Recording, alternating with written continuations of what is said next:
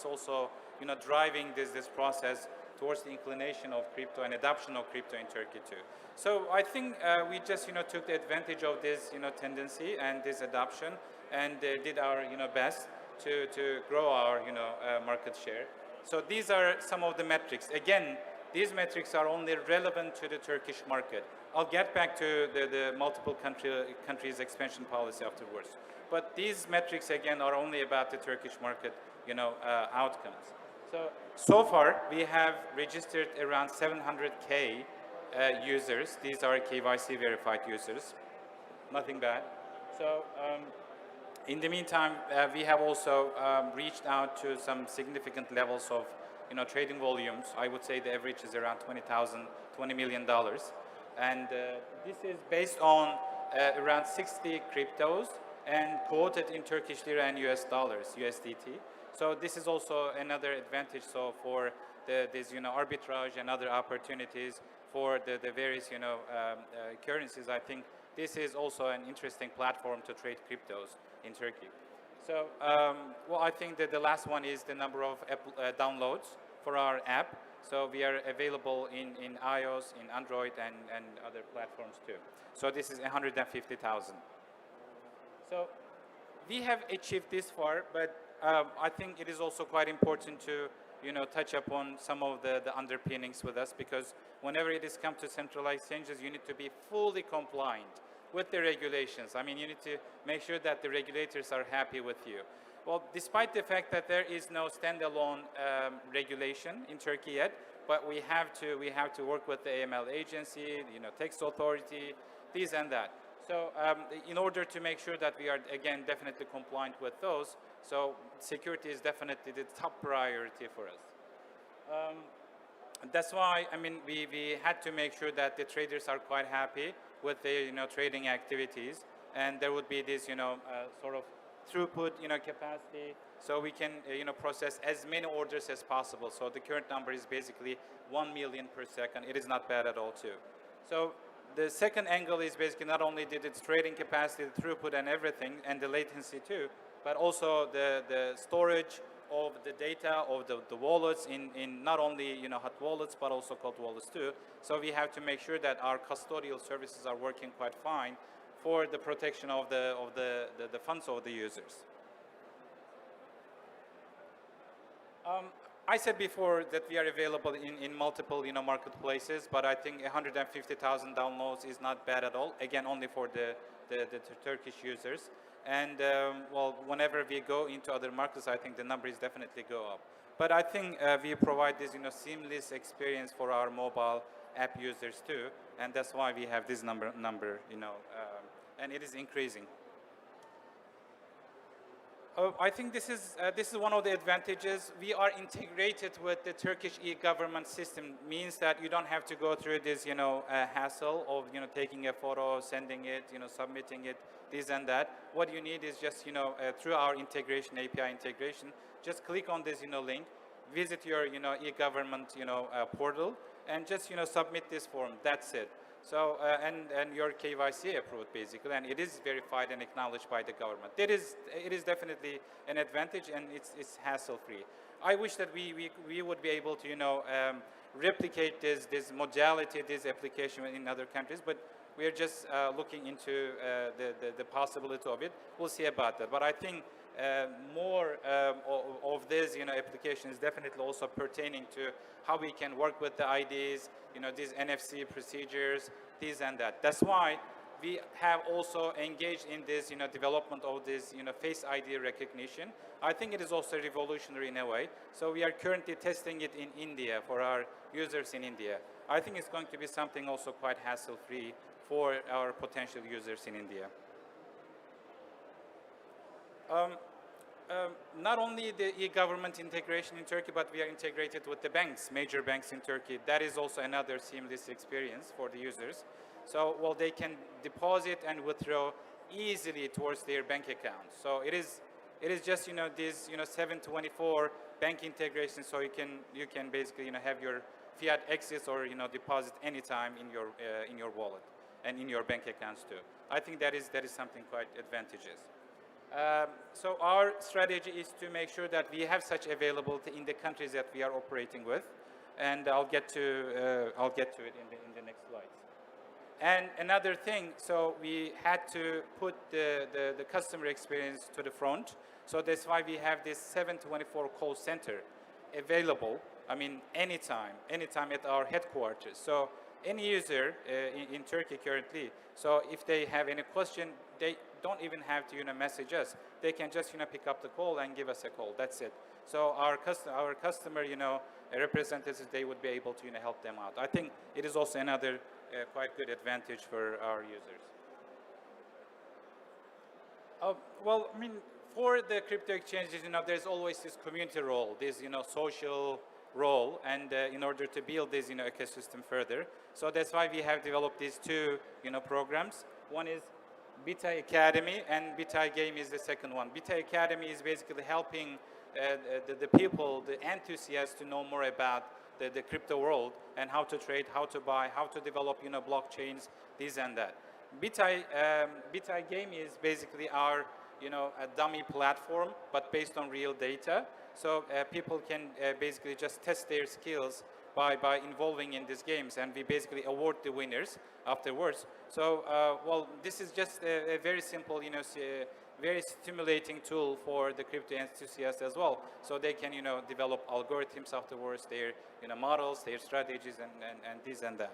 So we definitely think of expanding these two programs in other countries that whenever we are available. I think it is also quite noteworthy that we have this Visa availability, Visa card availability, meaning that in countries where there would be this, low access to banking services, I think this Visa card is going to enable those users, right? And I think we are quite proud of this service, and we are very much looking forward to make sure that it is available in many countries, as many countries as possible. And we are looking into India definitely for one of the initiations, of this program. So yeah. Well, based on our ability for payments, this and that, we have also and our experience and know-how. So we have developed this merchant service. But based on this, unexpected sort of, prohibition of crypto payment services in Turkey, we just, put it on hold. But we are now acquiring this, payment company in Europe, which is within the SEPA region. So we will be able to provide such services towards that, PSP company, hopefully very soon in Europe. So I think this is going to be one of the upsides for our services too. So based on what we have achieved, now we are basically shifting to another ground. We are just, making sure that there is going to be another step with all these, achievements, because I think we are entitled to it. What I said before, that we are expanding to other countries, yes, we are. And we have our license in Estonia. I think it's going to enable us to expand into some Eastern European countries. These are the, priority markets such as Bulgaria and Romania, and these are the neighboring markets to Turkey too. So we are also looking into Azerbaijan, Kazakhstan, and in the CIS. Also maybe some MENA countries too. So, but our, criteria for such markets is that they need to be niche market. Because, I mean, we're not going for this, top role in the exchange world, because it is very competitive. So what we need to make sure that we provide our, seamless services to these untapped markets, niche markets, so users would be able to, sort of access to the crypto world by having this, again, smooth and seamless experience towards our platforms. I think one of the things that I should bring up is this token. So whenever it comes to this, fundraising, token sales and everything, I mean, the route is basically working this way. So you go for this, token sale, you raise funds, and then you basically develop your stars and everything. Well, there are different stories with that, but our strategy is a bit different. We have already developed our platform, our product. So we have this user base. But now we need this ecosystem. So this ecosystem should be built on this, token, our own utility token. So that utility token will be helping us to develop these staking services. the NFT program, the NFT marketplace, not the program, but the marketplace. Also this token launchpad, because we receive a lot of requests from the startups.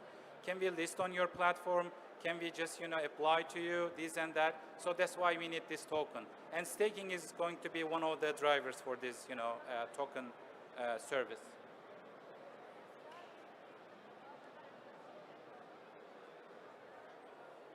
Yeah, I already talked about NFT. So we have partnered with this one of the major blockchain services chains. So they will help us building this marketplace again.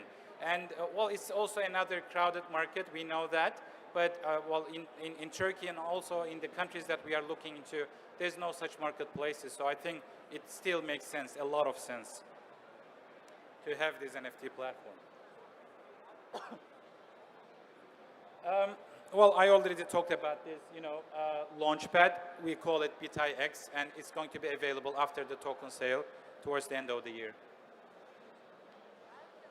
TDeFi is also another, sort of stereotype these days, but again, based on the request of the customers, so it looks that we need to provide this gateway, so they would be able to access to the DeFi world in a way.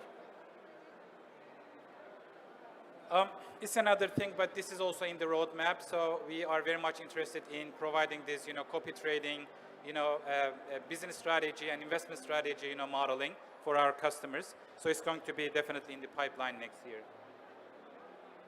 So BTB services, and it's going to be towards this brokerage in Europe too.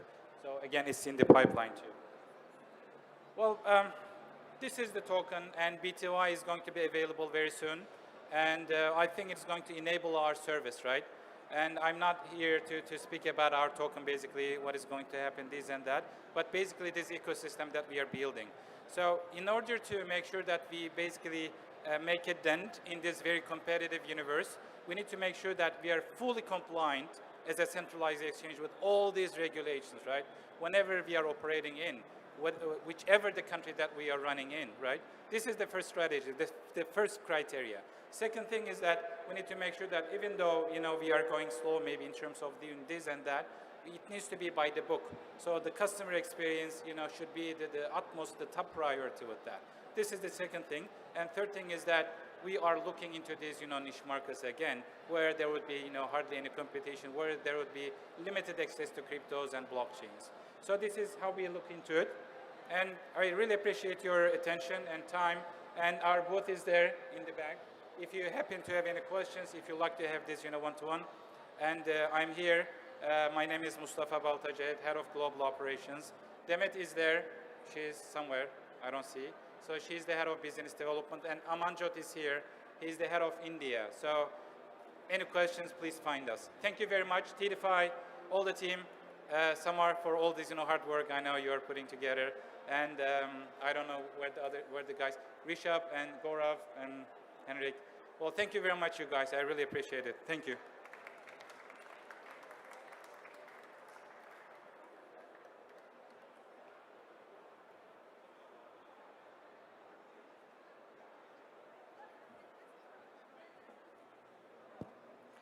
Thank you, Mr. Mustafa. Now we have a panel discussion which is coming up. So it's on global outlook on blockchain policies. For that, I would like to invite Ms. Michelle, Ms. Lily, and Ms. Baiba.